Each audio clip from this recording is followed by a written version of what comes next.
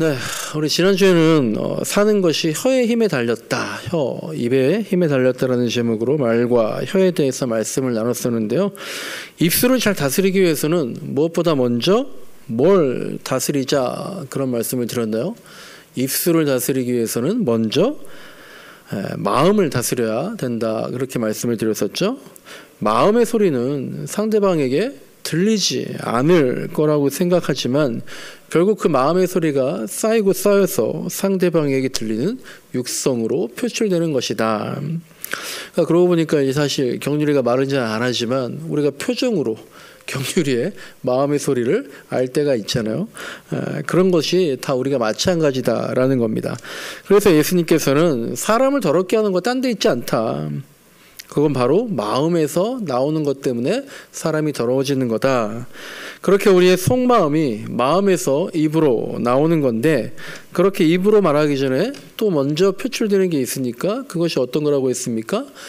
바로 표정이라고 말씀을 드리면서 메러비안 법칙이라는 걸 소개해 드렸고, 그리고 마지막으로 오늘 말씀에도 비슷한 말씀이 있는데, 한 우물에서 우물이 하나면 거기서 단맛과 쓴맛이 동시에 나올 수 없다. 한 입에서 찬양과 저주가 함께 나오면 안 된다. 우리가 한 입으로 하나님을 찬양하는데 동시에 그 입으로 사람들을 저주해서는 안 된다. 우리가 하나님을 사랑한다고 하면서 형제를 미워하게 되면 하나님을 사랑한다는 말도 거짓일 수가 있다. 그런 말씀들을 나눴습니다.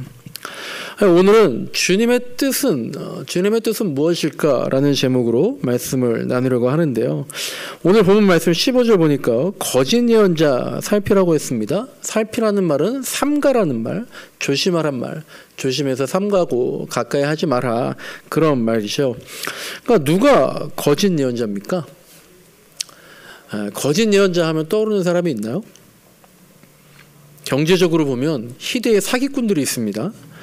제 나이 때에 희대의 사기꾼이다 하면 그냥 반사적으로 떠오르는 사람이 있어요.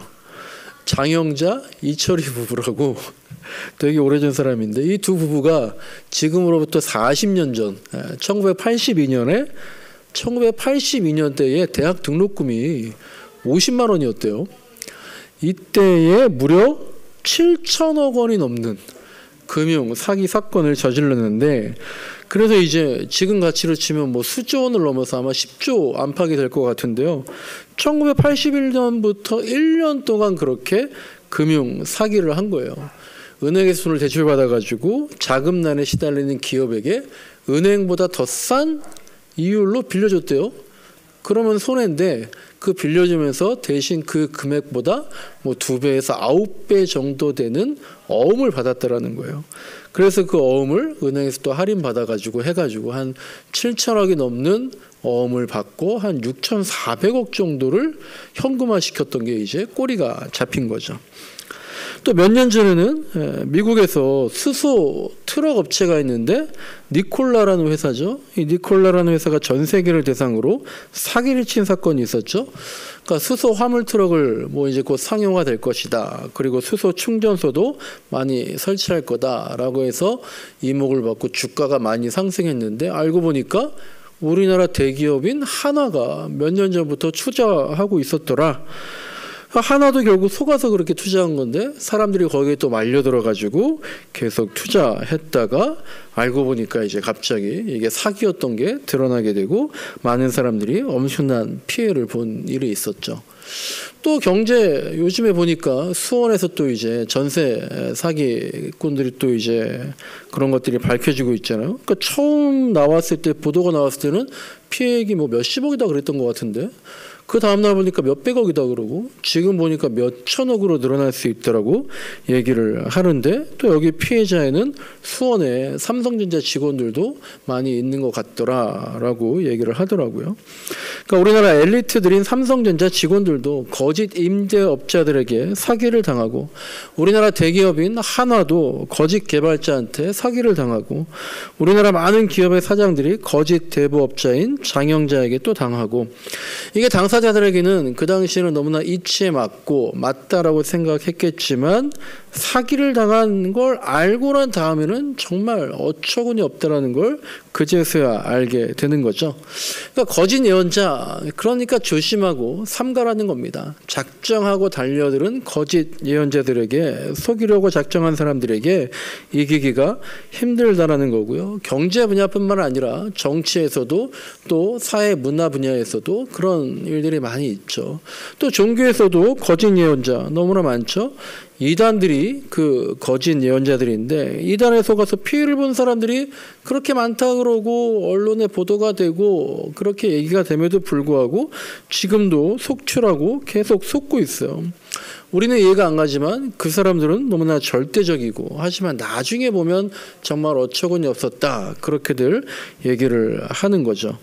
근데 제가 요새 이제 한국교회 트렌드 2024라는 책을 보다가 거기 이단을 믿고 있는 사람들한테 설문조사를 해서 분석한 게 있더라고요.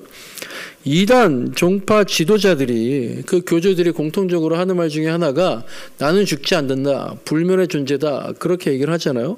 그래서 실제로 이단에 다니고 있는 사람들한테 설문조사를 해봤대요. 그 사이비 지도자가, 당신의 지도자가 죽을 것 같냐 안 죽을 것 같냐, 죽음을 어떻게 생각하느냐고 물어봤더니 뭐라고 대답했을 것 같아요?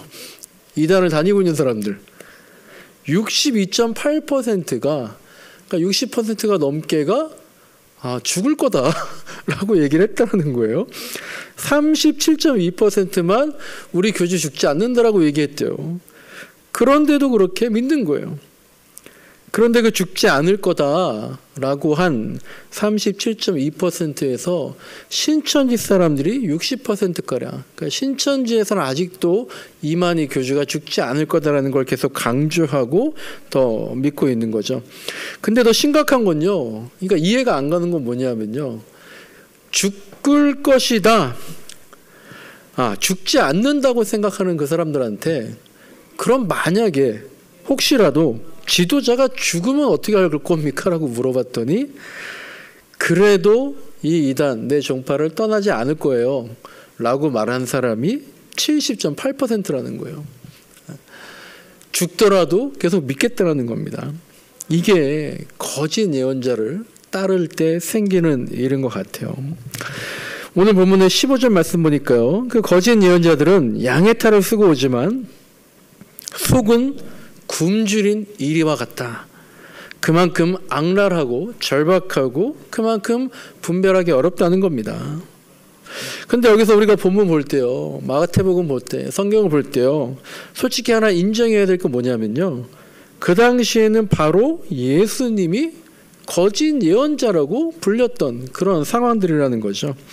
지금 우리 성경 보면서 그 당시 거짓 예언자, 예수님 말하는 거짓 예언자가 누굽니까?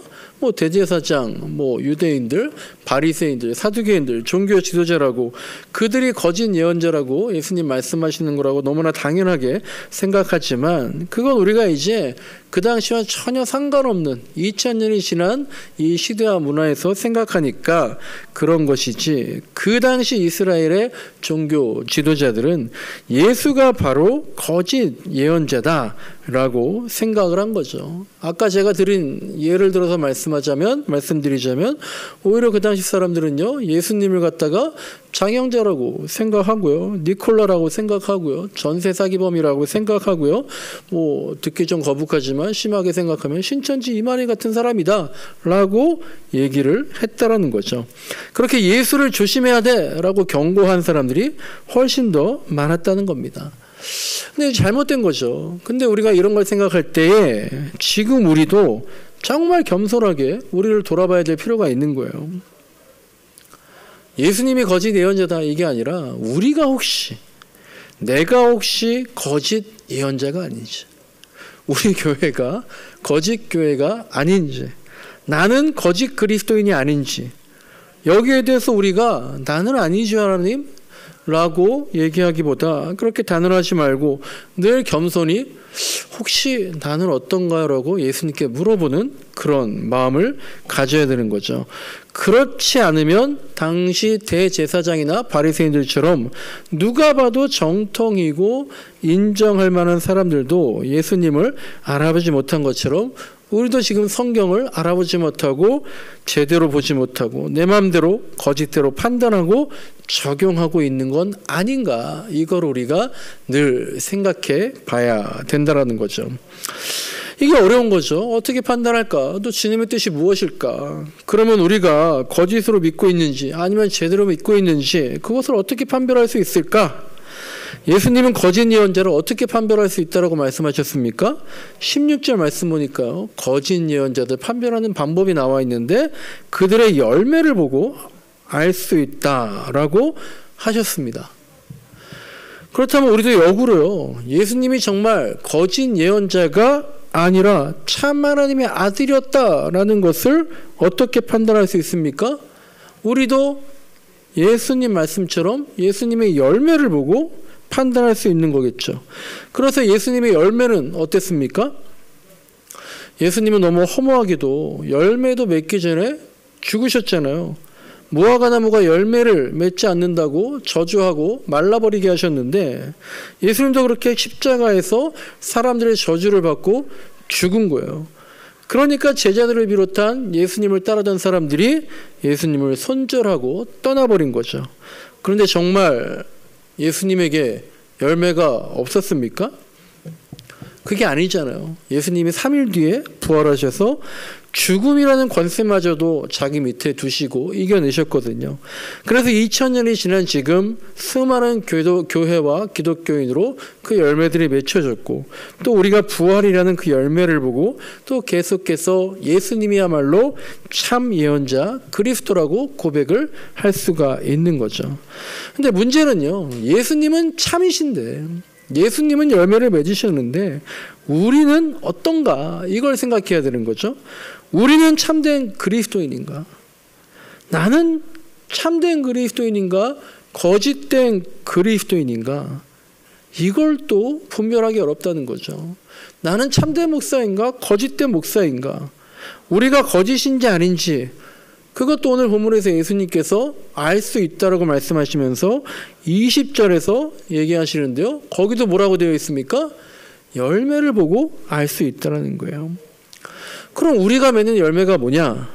21절을 보니까 주여 주여 말로 하는 것이 아니라, 말로만 믿는 것이 아니라 하늘에 계신 아버지의 뜻을 행하는 것, 그것이 열매다라고 하는 겁니다.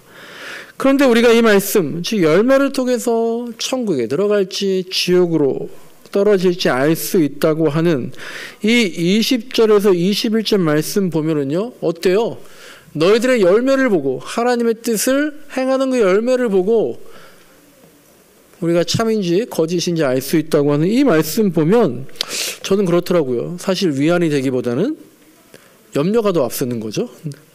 왜냐하면 저의 행함, 우리의 선함, 우리의 열매, 그것이 절대로 완전할 수가 없기 때문이잖아요.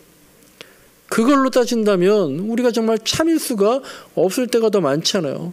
어제까지만 해도 나는 참 완벽하고 선한, 행함이 온전한 사람이었어요. 하지만 오늘의 나를 보면, 예수 믿는다고 하는 내가 어떻게 이렇게 악할 수가 있나, 스스로를 봐도 한심하기 그지없을 때가 너무나도 많기 때문입니다. 그렇다면 나는 열매 맺지 못하는 사람인가? 그러면 나는 거짓 예언자이고 거짓 그리스도인인가? 그렇다면 나는 구원받을 수 없다는 말인가?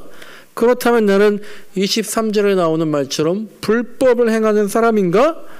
이렇게 생각하면 스스로에게 환멸과 의심이 몰려오고, 아니 내가 도대체 왜 예수를 믿고 왜 교회를 다니고 도대체 내가 구원받을 수 없는 존재라면 어떻다는 건가? 끝없이 질문이 되풀이가 되는 거죠.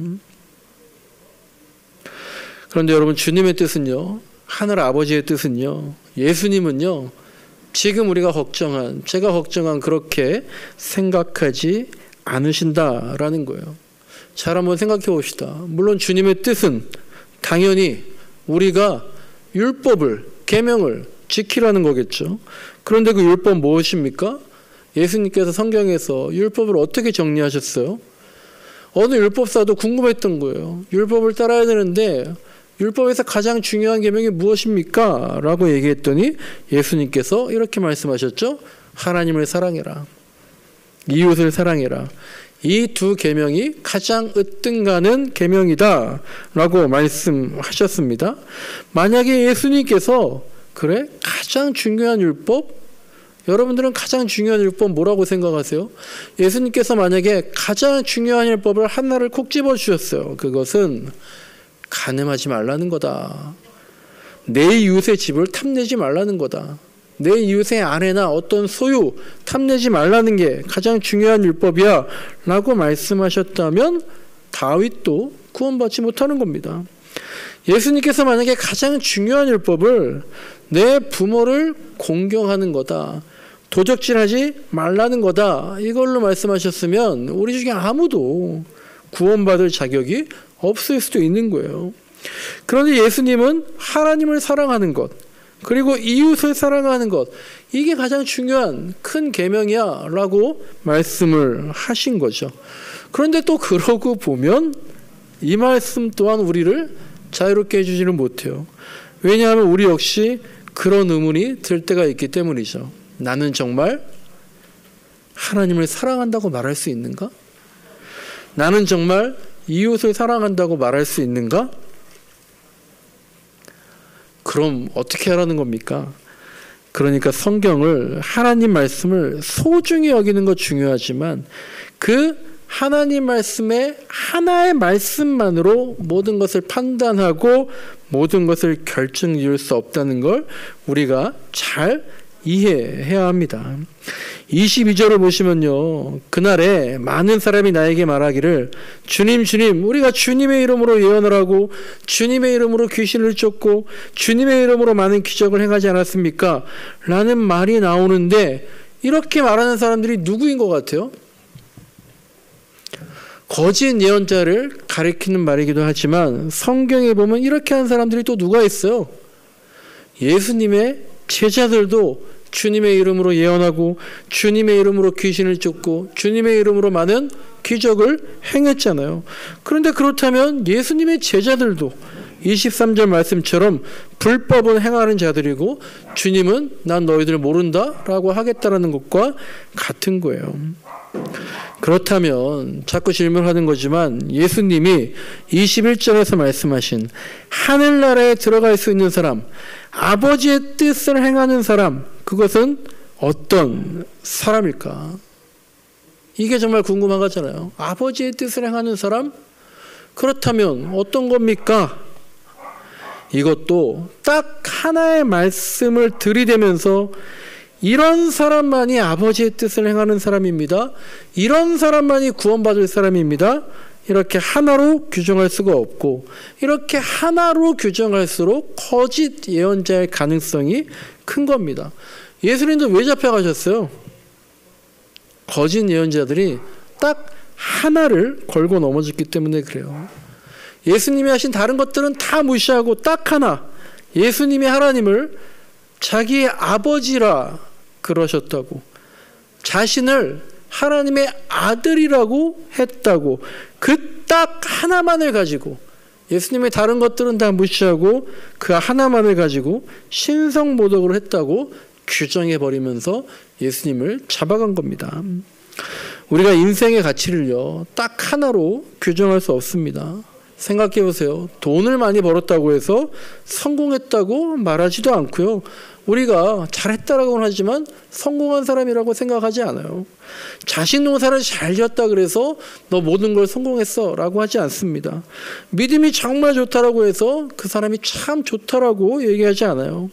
인품만 좋다고 해서 그 사람이 훌륭하다라고 얘기하지 않습니다. 딱 하나만이라도 잘해야 하지만 딱 하나가 모든 걸 규정하는 것은 아니라는 거죠. 그래서 저도 아버지의 뜻대로, 주님의 뜻대로 행해야 한다는 것, 이게 무슨 의미일까요? 그것이 사랑이라면 사랑이라는 건 또 무엇을 말하는 걸까요? 딱 하나로 여러분에게 말씀드릴 수는 없습니다. 그러나 하나는 또 말씀드릴 수가 있는 게 있는데, 그것은 바로 제가 말씀 묵상하면서 생각하는 것, 하나님의 뜻을 정말 잘 지켜야겠다. 그게 뭘까? 그 중에 하나가 다시는 죄를 짓지 말라는 겁니다. 우리가 매주 예배 때마다 오늘도 들은 말씀이 있으시죠? 예수님께서 말씀하셨습니다. 나도 너를 정죄하지 않는다. 그 가늠한 여인에게 뭐라고 말씀하셨어요? 가서 다시는 죄를 짓지 말아라. 예수님께서 율법을 어긴 가늠한 여인에게 우리가 매주 듣는 이 말씀인 가서 다시는 죄를 짓지 말아라. 그렇게 하셨어요. 사랑이 그건 아니지만 이게 사랑인 것 같아요. 용서하는 것이 사랑입니다. 용서받는 게 사랑이에요. 그런데 거기에 중요한 주님의 뜻이 있어요. 용서하고 용서받을 수 있는데 뭐라는 겁니까? 가서 다시는 죄를 짓지 말라는 거예요. 사람은 고쳐 쓰기 어렵다는 그런 말이 있죠. 다시 죄를 짓지 않는 게 그만큼 어렵다는 겁니다. 아까 말한 장영자 씨가요, 15년 징역형을 받고 10년 동안 감옥에서 징역을 살다가 가석방되어서 출소를 했대요.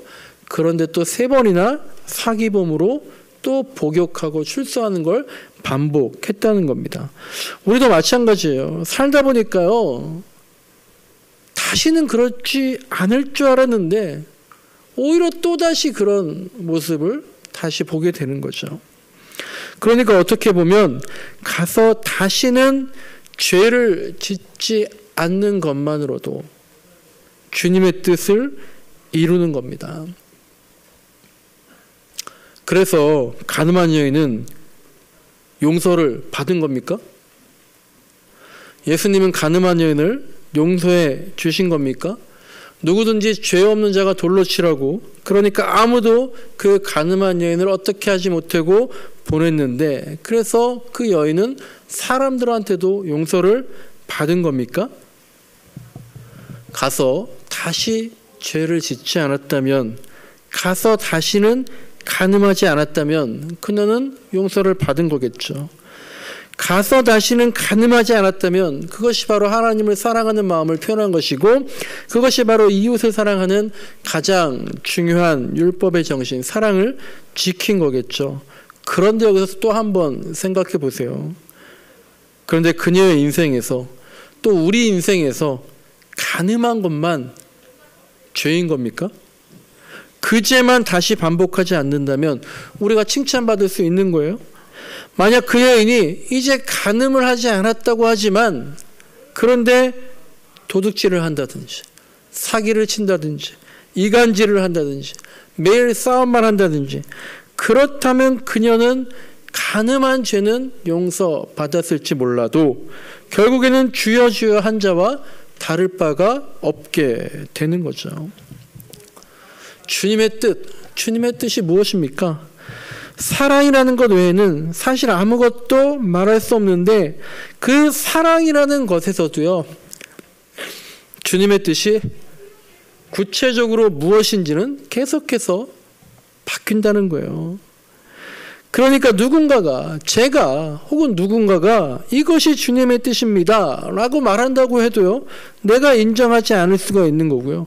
또 전에는 이것만 지키면 주님의 뜻 지키는 거야 라고 생각했다가도 지금 생각하는 주님의 뜻은 또 다를 수도 있고요. 아까 가늠한 여인이 그 죄만 짓지 않는다면 용서받은 것이냐, 또 다른 죄를 지으면 용서받은 것이냐 라고 했던 것처럼요, 지금 생각하는 주님의 뜻은 다를 수도 있고 또 달라져야 한다는 겁니다. 그러니까 주님의 뜻이 무엇인지는 누구만 알 수 있는 겁니까? 주님과 나 사이에서 나만이 알 수 있는 거예요. 지금 상황에서 주님의 뜻이 무엇인지 주님과 나의 상황에서만 단독적으로 알 수 있는 겁니다. 그것은 끊임없는 말씀 묵상과 끊임없는 기도를 통해서만 깨달을 수가 있는 거예요. 그러니까 전도서를 보니까 지난번에 말씀드린 것처럼 솔로몬이 그 주님의 뜻, 도대체 주님의 뜻이 뭡니까? 도대체 어떤 아버지의 뜻을 지켜야, 그것들을 어떤 것을 행해야지 하늘나라에 갈 수 있겠습니까? 그 이치를 알기 위해서 많은 연구를 하고 조사를 했다는 거 아닙니까? 그런데 결론이 뭐라는 거예요? 결국 찾지 못했다. 그런데 결국 깨달은 거 하나는 뭐라 그랬어요? 하나님은 사람을 정직하게 지으셨는데 사람이 많은 꾀를 낸다더라. 하나님은 우리를 단순하게 만드셨지만 우리가 스스로를 복잡하게 만들어서 주님의 뜻을 분별하지 못하게 하더라라는 겁니다. 기도하고 기도할수록, 말씀 보면 볼수록 주님의 뜻은 분명한데, 그것은 목사가, 교회가 이게 주님의 뜻입니다 말하는 게 아니라 내가 하나님과 단독자로 만나서 알게 되는 그 주님의 뜻은 분명한데, 우리가 그것을 알 수 있는 정직함은 가지고 있고, 우리가 그것이 맞다고 하는 단순함은 가지고 있는데 어떻다라는 거예요. 정직하고 단순하게 주님의 뜻이 무엇인지를 알게 되었는데 우리가 복잡하게 만들어서, 우리가 꾀를 내어서 그 주님의 뜻을 훼손해 가고 있다는 겁니다. 말씀을 정리하는데요. 오늘 본문 24절부터 27절 말씀 보시면 유명한 말씀들이 있죠. 주님 말씀대로 행하는 자는 반석 위에 집을 지은 자요, 주님 말씀대로 행하지 않은 자는 모래 위에 집을 지은 자다라고 했습니다. 주님 말씀대로 행하는 자는 반석 위에 집을 짓는다. 행하지 않는 자는 모래 위에 집을 지은 것이다. 이 말씀을 가지고 우리가 또 어떤 논쟁을 하고 있습니까? 거봐라, 행함으로 구원받는 거다. 믿음으로 구원받는 거 아니다. 믿음으로 구원받느냐? 행함으로 구원받느냐? 이런 도식으로 생각하면 안 된다는 거예요. 여기서 주님의 말씀대로, 나의 말씀대로 행하라는 것, 이 주님의 말씀, 주님의 뜻을 행하라는 것, 이것은 무슨 의미이냐면 24절에서 내 말을 듣고 라고 하시는데, 이 주님의 말씀은 무엇이냐면 바로 21절에 있는 하늘에 계신 내 아버지의 뜻을 행하는 사람이라야 하늘나라에 들어간다라는 겁니다. 하늘에 계신 내 아버지의 뜻을 행하는 사람은 반석 위에 집을 지은 사람이고, 하늘에 계신 내 아버지의 뜻을 행하지 않는 사람은 모래 위에 집을 지은 사람이다. 그리고 그 아버지의 뜻은 뭐냐? 여태까지 말씀드린 게 뭐예요? 지금까지 말씀드린 것처럼 그 아버지의 뜻은 1 더하기 1은 2입니다 라고 하는 것처럼 그렇게 모두에게 획일하게 적용되는 어떤 것이 아니라, 가늠만 하지 않으면 된다는, 거짓말만 하지 않으면 된다는, 주일만 지키면 된다는, 11조만 드리면 된다는, 그게 아버지의 뜻을 행하는 거 아닙니까? 그렇게 딱 하나로 정해져 있지 않다라는 거예요.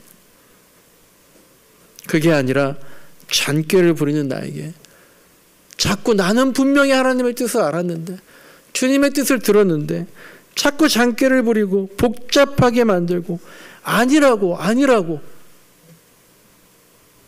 그렇게 하는 것, 그렇게 단순함에도 불구하고 주님의 생명력 있게 단순하게 우리에게 말씀하시는데 나는 끝끝내 인정하지 않는, 그것이 바로 하나님의 뜻일 수 있음을 인정할 때, 그때 바로 우리 믿음의 터전이 모래에서 반석으로 바뀌는 순간이다라는 거예요. 이번에 이스라엘과 하마스 전쟁으로 어떤 아버지가 8살 딸 아이를 잃었답니다.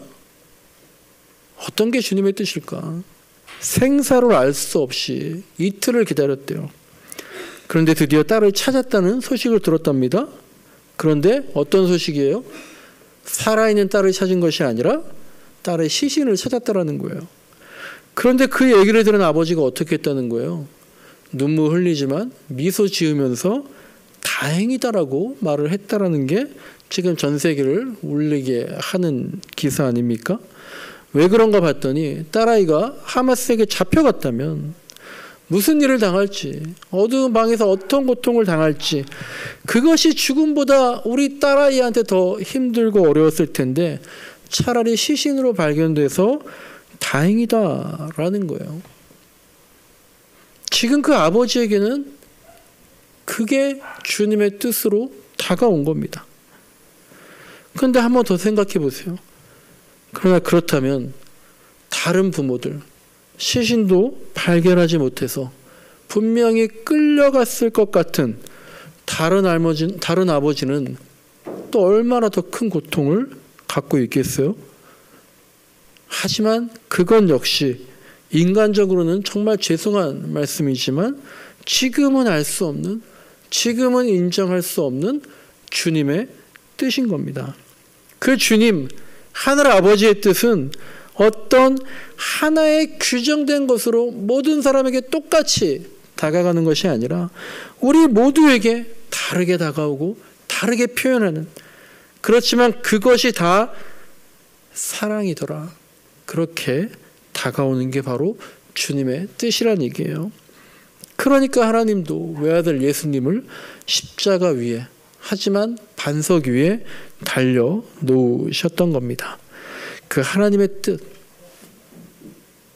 나는 알고 있어요. 그 주님의 뜻, 그것을 헛되이 하지 말고, 그래서 우리가 거짓 예언자, 거짓 그리스도인으로 살지 말고 주님의 뜻을 이뤄나가는, 실현시켜 나가는 그런 참 그리스도인으로 살아갈 수 있기를 간절히 소망합니다.